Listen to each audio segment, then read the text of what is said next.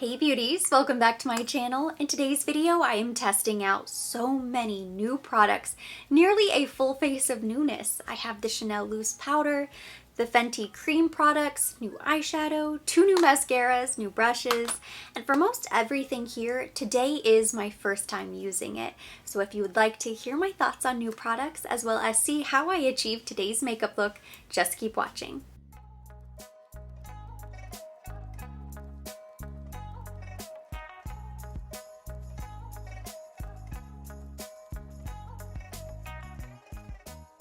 I'm starting with eyes today, so I'm going to begin by applying these Soon Hydrating Blueberry Hydrogel eye patches. They have antioxidants and hyaluronic acid. It's supposed to help boost the skin's collagen levels and reduce discoloration. They're also going to help catch any eyeshadow fallout and prep the under eye area. We're supposed to leave these on for 15 to 30 minutes, remove and discard the patches, and then gently pat the remaining serum into the skin. So that gives us plenty of time to do our eyeshadow.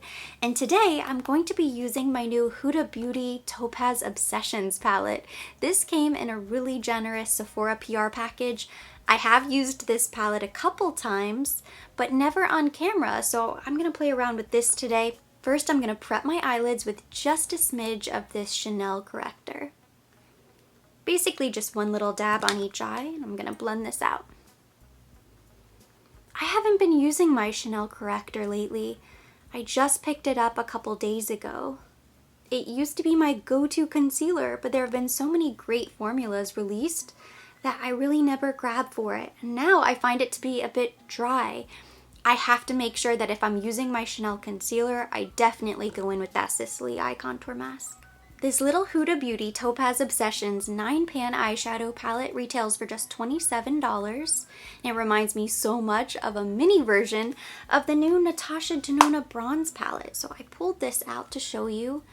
Very similar in tones. You get a nice mix of mattes and metallics. So if you love the idea of this, but you don't want to spend $65 right now on earth tone eyeshadows, you could always pick this up. And you can create very similar looks. Of course, you don't have quite the same range, but it's pretty comparable in colors. With a fluffy brush, I picked up the middle tan shade, and this is going in the crease as a transition. I don't own any of the other Huda Beauty palettes, but one thing I've discovered, and I've only played around with this maybe 2 or 3 times, the metallic shades are creamy, dreamy, they're beautiful. Not quite as nice as Natasha Denona, but very similar, comparable. The mattes are a little bit lighter. The mattes remind me more of the Anastasia of Beverly Hills.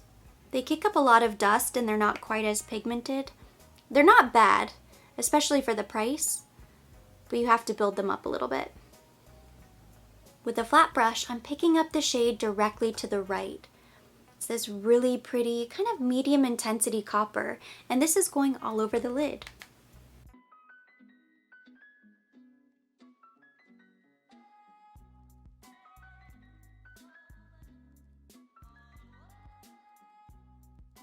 The metallic eyeshadows are definitely better than the matte shadows in the palette. But I think now I've just been so spoiled by the Natasha Denona bronze palette because they go on so much easier. They're just so smooth and creamy. These aren't terrible, but I can see a decent amount of fallout caught by my little eye patch.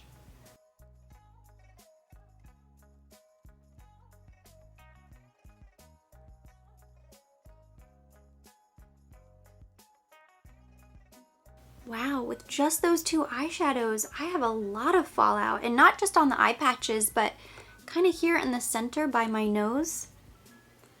I mean, 40 bucks is 40 bucks. That is a lot of money, but I would personally rather invest in a high quality palette, something like this, than spend even $27 on this little palette that's gonna give you some trouble. That's just me. I've now picked up a Sigma E25 blending brush, and I went in with this pumpkin shade, and I'm going to use that to blend out the crease, concentrating on the outer half of the crease.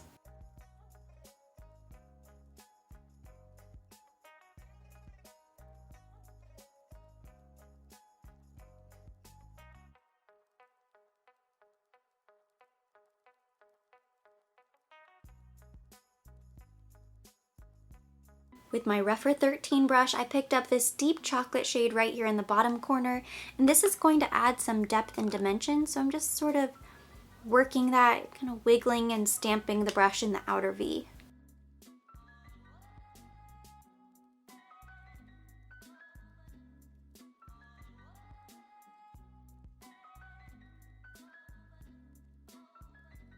Now as a final step, I wiped off my flat brush and I'm picking up this really pretty gold shade right here, and I'm going to tap that right in the center of the lid.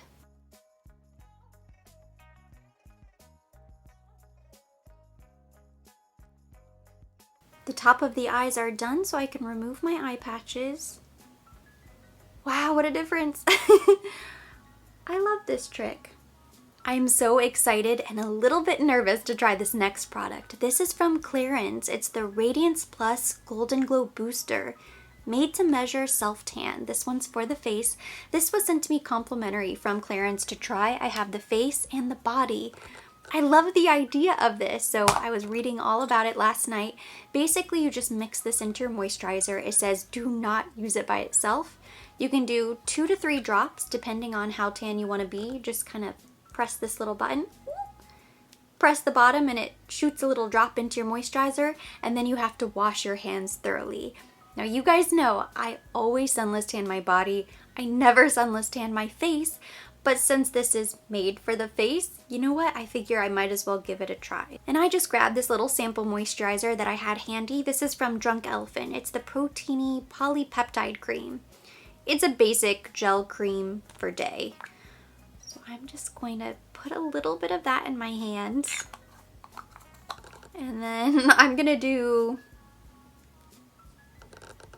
what should we do? 2 or 3 drops, 2 or 3 drops, I don't know. Okay, let's see. 1, 2, might as well go for it. Okay, so 3 drops of our little Radiance Plus Glow Booster. Mix it up. It has a sunless tanner scent. Oof. I really don't like that smell, which is one of the reasons I don't use sunless tanner on my face. Okay. I'm going to try to reserve judgment. I guess you have to be so careful when you're applying this. Like if you miss your hairline or anywhere around the nose, it's gonna look really funny. I think I applied that evenly. I did the best job I possibly could, so now I'm gonna go wash my hands with soap. I'm looking at the box. It doesn't say how long it takes to develop the tan. It doesn't say whether you should use it day or night. It just says mix it into your moisturizer, wash your hands, and still use sunscreen. So we will see what happens. I'm hoping that in a couple hours my face doesn't look like the color of this box, but I imagine because it's a gradual tan, it probably takes a couple uses for you to really be able to see the color. That's what I'm hoping. Fingers crossed. But maybe if I use it a couple days in a row, then I'll develop a nice base tan on my face. Since I'm going to be using my Chanel concealer today, I wanted to make sure that I applied my Sisley Eye Contour Mask. So I pulled it out so I could show you how I use it. This is what it looks like. And I have applied a teeny tiny bit on my ring finger. This is the amount I'm going to use for both eyes, so not very much. And I did go in with my skincare routine before this video. I'll just kind of apply to both fingers, and then I just tap, tap, tap all around this area. And this locks in any moisture. It's not going to replace your eye cream. It's not meant to penetrate the skin, but it just almost seals. It creates a moisture barrier on top so that if you go on top with a cream or any sort of matte foundation, any sort of powder, it doesn't dry out the area. Kind of stays soft and supple. And I notice a huge difference. I grabbed my favorite Chanel foundation. This is the Ultra Le Tint, and I do have a new foundation brush. So I will be applying this today using this Artis. This is the Oval 7. Which I'm guessing is for foundation. I'm so excited to try this.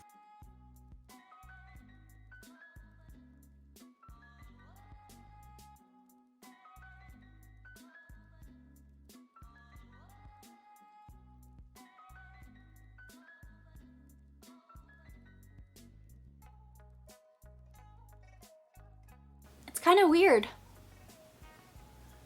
I think you would have to get used to it, since this is my first time using a brush like this. I'm so used to stippling, I keep like hitting myself with it. It applies really even. I feel like my foundation looks really smooth.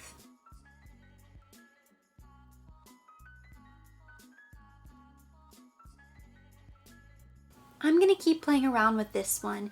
It's so dense, it definitely picks up any excess product, which is a plus. It's time now for concealer, so I'm just applying a little bit of my Chanel corrector. And I have another brush here that I'm going to try.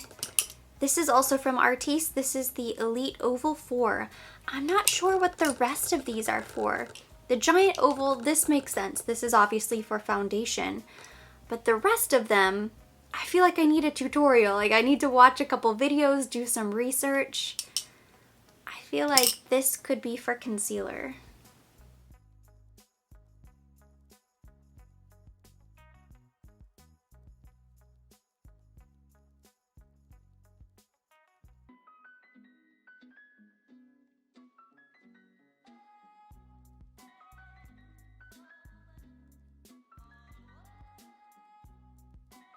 That actually wasn't as bad as I thought it was going to be. Even as I was blending, I thought this is going terribly, this isn't going to work, but it just takes a little bit of time and it's a different technique. And I think it did a pretty decent job. Again, this is the Oval 4 brush. I don't really know what it's for, but it works for concealer. Now I am looking so ghostly pale and I need to warm up my skin, so I'm going in with this Fenty cream bronzer for the very first time. I'm going to use a brush that I'm familiar with. Usually when I go in with cream products, I like to use this Bobbi Brown full coverage face brush. So I'm going to use this. It's just a bit easier for me to blend. I have the shade 04 Honey Glaze. This bronzer retails for $32 and you get 6.23 grams of product. So it's not a lot of product for the price, but hopefully it looks really pretty.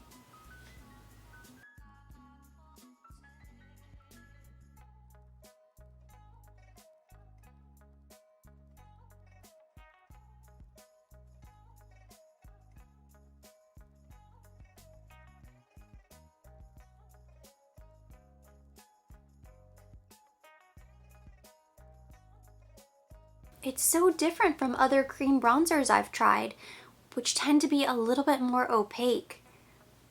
It looks so natural, and you don't really need a lot of product.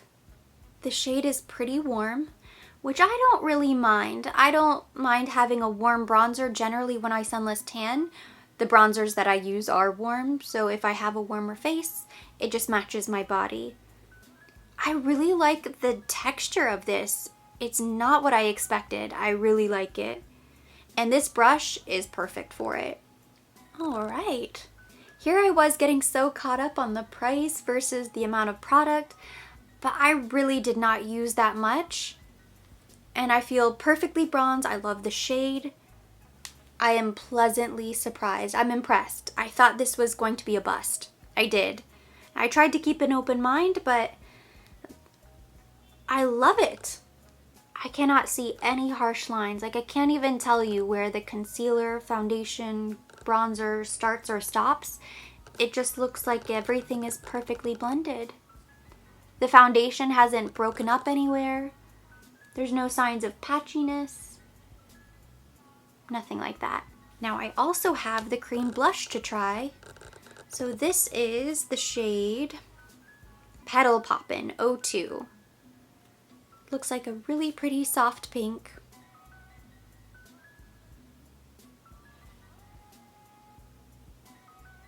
Really pretty. I love that color. And neither of these products look or feel greasy.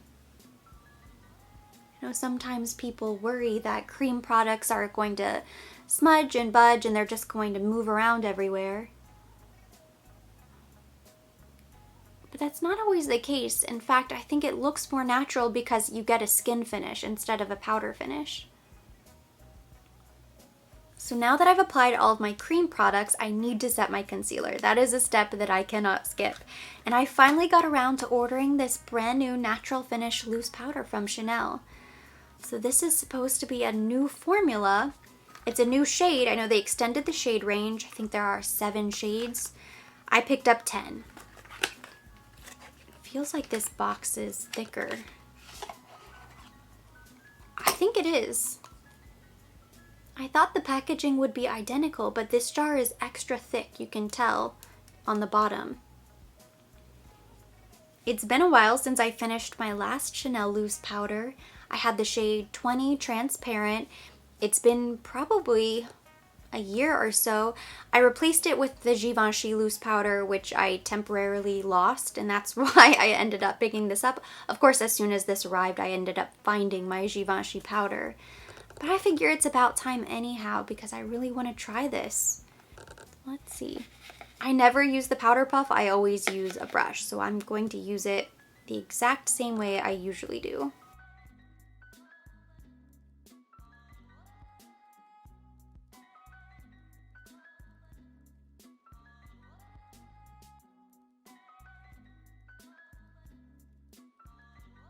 So far, so good. Looks nice.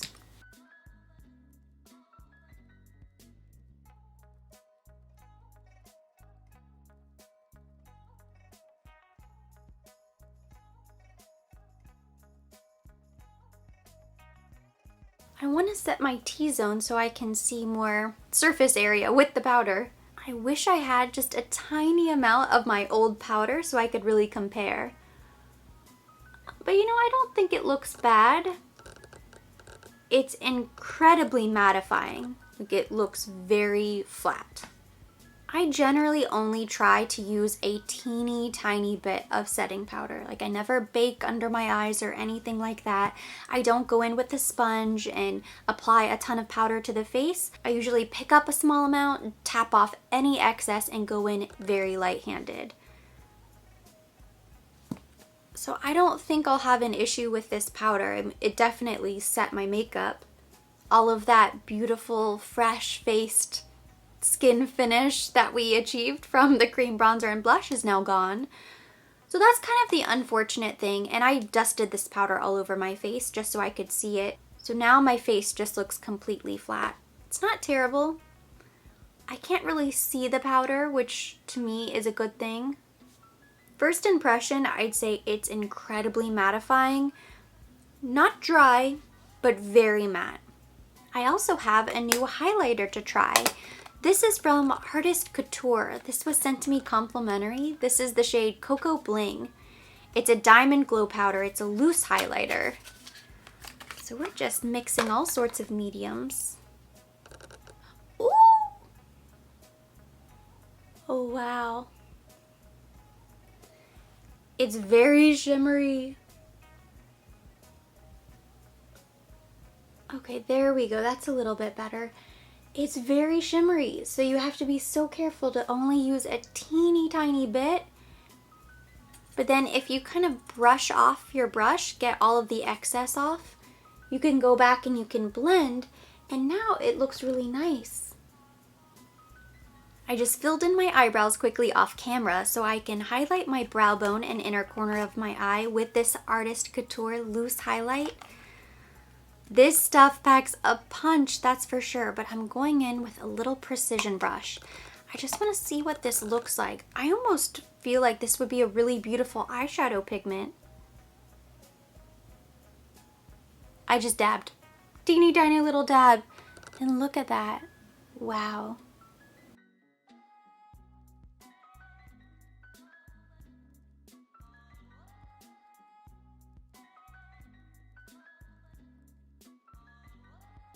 I cannot wait until everything opens up again. I'm just gonna rub this stuff all over my body. It's so pretty. It's time to finish the eyes, so I'm picking up my Huda Beauty palette again with a pencil brush, and I'm going into this shade right here, the middle bottom shade, and I'm just going to buff that beneath the lower lash line.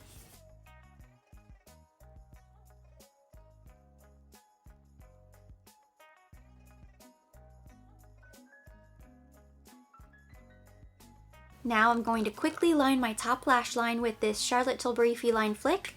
That way we can go in with mascara because I have 2 mascaras to try today. I opened both of these up when I did my haul, so I might as well try them both because I haven't touched these. So I have the Ilia Limitless Lash Mascara as well as the new Marc Jacobs. So I'm going to try this one first.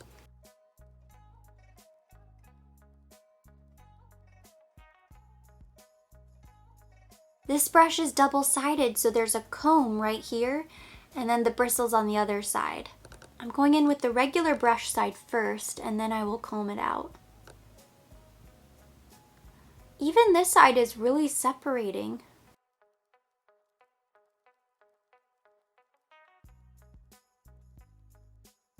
I really like this Ilia mascara.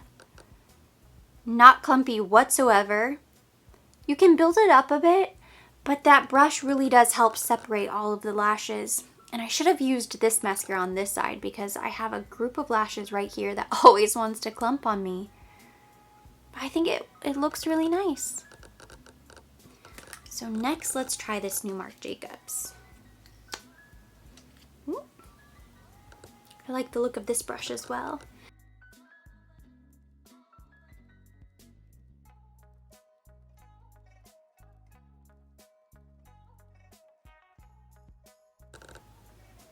Pros and cons to both definitely, but I think if I had to choose, my favorite between the two is the Marc Jacobs. I really like this. Now this one could be a new favorite. And I applied it to my clumpy side. So I can only imagine it will be even better on this side. I just really like the way you can build up volume on the lower lash line. The top lashes look really nice. I just have a couple lashes right in here that for whatever reason they grow together. They grow towards each other so they get all curly. The last step is lips, and I don't really have any new lip products. I have one new lip gloss. I thought about going in with this Patrick Ta combination. Instead, I think I'm going to go in with the lip liner very lightly, kind of smudge it out, and then I'm going to top that off with this Fenty Beauty Lip Slip Shine.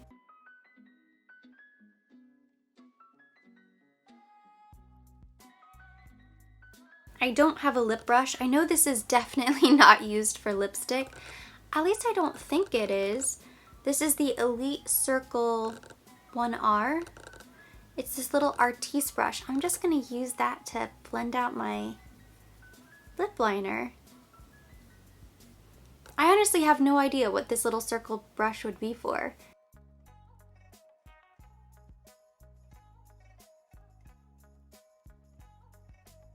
It's already pretty shiny, but I'm going to top it off with this Clarins Lip Comfort Oil. This is the shade Candy Glam.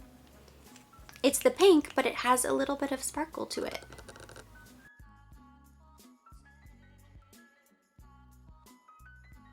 And the final step, I'm going to spray this Tatcha Luminous Dewy Skin Mist. This is going to be my setting spray for the day.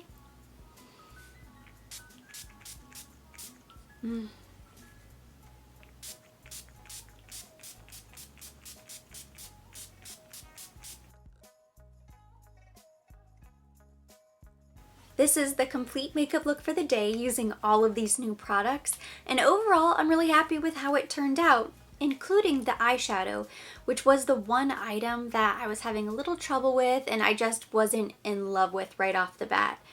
I think this palette is really nice for travel. If you don't want to spend $65 on this huge bronze palette, it is a good alternative. If you're looking to spend closer to $25 versus $65, I think this is a great option. And as long as you have time, to clean up the under eye, I think these colors blended really nicely, and I think the eyeshadow looks really pretty. I used 6 of the 9 eyeshadows in this palette to create today's look, and of course you can absolutely simplify and just go in with a couple if you want to, but I was trying to dip around into everything to really experiment. But overall, I'm really happy with this palette. I think it's really nice, especially if you like those bronze colors. If I had to choose one new favorite from all of the new products I tested today, it would have to be this Fenty Beauty Cream Bronzer in the shade Honey Glaze. I am so impressed with this. I think it is so beautiful. I love the texture. I love how easy it is to blend. It doesn't break up foundation. It doesn't move. The finish is really natural. You know, it doesn't look incredibly greasy, but it also doesn't look opaque and muddy either. It's beautiful. It's the perfect natural looking bronzer. This little cream blush is beautiful as well. The shade O2 Petal Poppin' is the perfect soft flush, soft pop of pink on the cheek. It blended really beautifully into the foundation, into the bronzer. These cream products are incredible. Both of these really blew me away, so I'm so happy I picked those up. Let's talk about this powder from Chanel, the loose powder.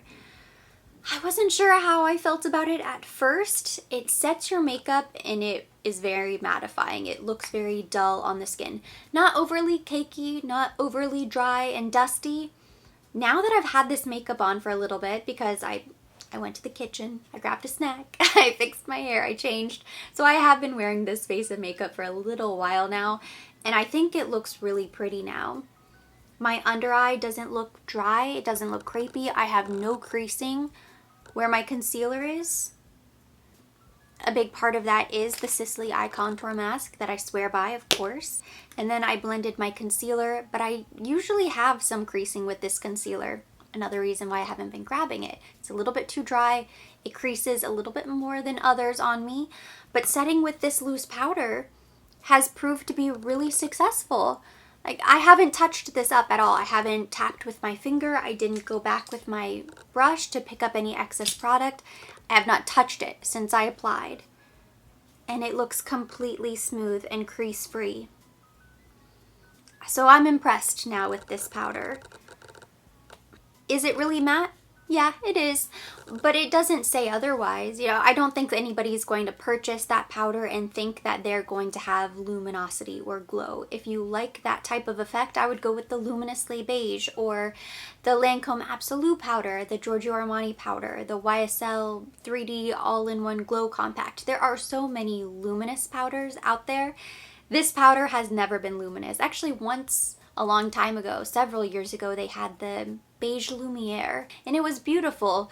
But even with that powder, the glow was so soft. Like, you really couldn't even notice it on the face. If you looked up close, you could tell that there was a little bit of reflection, but it wasn't luminous. So the loose powder from Chanel has always been pretty matte. I think it's finely milled. I can't see any particles. I don't see the dust on my skin. It disappeared right away. I like the fact that they extended the shade range. I think that's a good thing. I'm not sure I did the best thing to pick up with this 10 because it is so light. I think I probably could have gotten away with the 20, but at least I have it on hand, and it really is a translucent powder. You know, it's not going to give you coverage. It's going to set your makeup, and that's it. The only other real standouts to me are this Marc Jacobs mascara. I love this. The wand is amazing. The formula is great. It did a beautiful job applying to the bottom lash line. That's always kind of my one true test when it comes to a good mascara. If I love the way it applies on the bottom lashes, chances are I'm going to love it. So this one is great. And I also really like this Artist Couture loose highlight. And I wasn't sure if I was going to really like this.